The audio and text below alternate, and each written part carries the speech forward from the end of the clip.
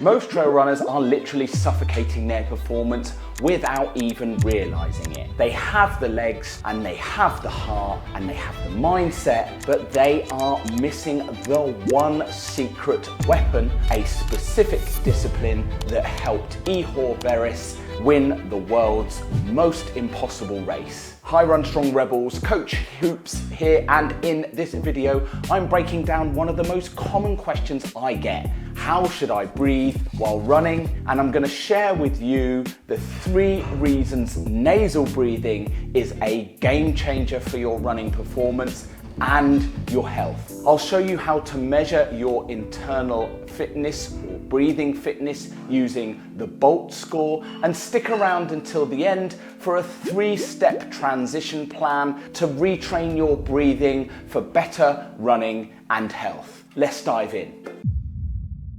So how do we breathe while running? Most runners breathe high into the chest under fatigue, so the shoulders rise and the neck tightens and the diaphragm barely moves. Now, elite endurance athletes breathe low, breathe into the belly and the lower ribs, and they let the diaphragm do the work that it was built for. But the diaphragm cannot do that job if the posture collapses. So stack your ribs over your pelvis, tall spine, relax shoulders while you run, and this is exactly why core work and functional strength endurance matters so much for runners. It's not just about aesthetics and getting that 6-pack for the beach, it's about mechanics. A weak, untrained core cannot hold that proud, excited position at mile 18 that it did for the start line selfie. If you don't have that strength endurance, you fold over, your diaphragm gets squashed and your breathing starts to fail. And if it falls apart when you need it the most, it's gonna cause issues for your overall endurance. So reason 1, metabolic efficiency. So nasal breathing triggers the parasympathetic nervous system. Essentially, this is the relax, rest and digest system that is in gear when we are calm and in control. Mouth breathing signals that fight or flight, increasing stress hormones like cortisol. Nasal breathing keeps you in that flow state, allowing you to run faster or stay calm and keep your heart rate in check. Reason number 2, the nitric oxide secret. Your sinuses produce nitric oxide. This is a molecule that is a vasodilator, which basically means it opens up your blood vessels to ensure oxygen actually reaches your working muscles much better. Mouth breathing skips this entire process. By bypassing the nasal passages, mouth breathing misses out on crucial nitric oxide driven benefits like increased blood oxygenation, improved cardiovascular health, and heating, moisturizing and filtering of that inhaled air. Reason number 3, core stability. So on technical terrain, you cannot breathe deeply enough through your nose without engaging your diaphragm. On a technical descent, a functional diaphragm provides the internal pressure needed to stabilize your spine. You need to know what your starting point is. Now, Patrick McKeown uses something called the BOLT, B-O-L-T score, the body oxygen level test. So take a normal breath in through your nose and a normal breath out.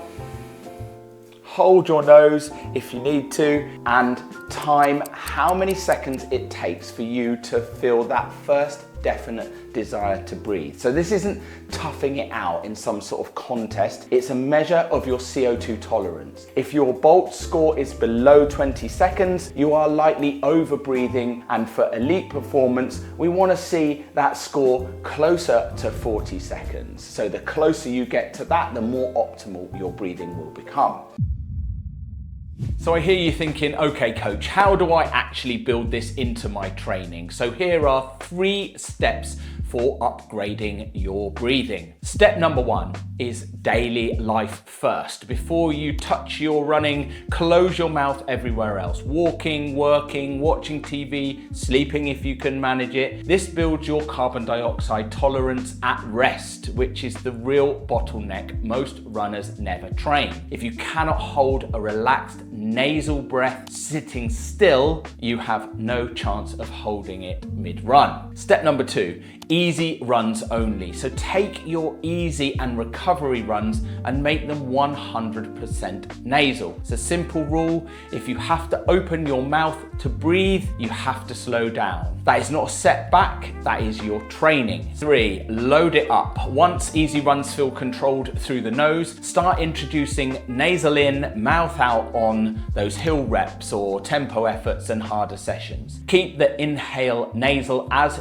your anchor, even when your exhale through the mouth opens up. Over weeks, that anchor holds at higher and higher efforts, and that is your engine getting genuinely bigger, not just your willpower. If that was useful, hit subscribe before you go. I know everyone asks for that, but on a channel this size, it genuinely matters more than people realize. It's not about vanity numbers. Every subscribe tells YouTube to show this content to more runners and men exactly like you. So men who are rebuilding their engine after 40, and that helps a small channel like this actually grow. So subscribe, and I will see you on the next one. Stay strong, happy running.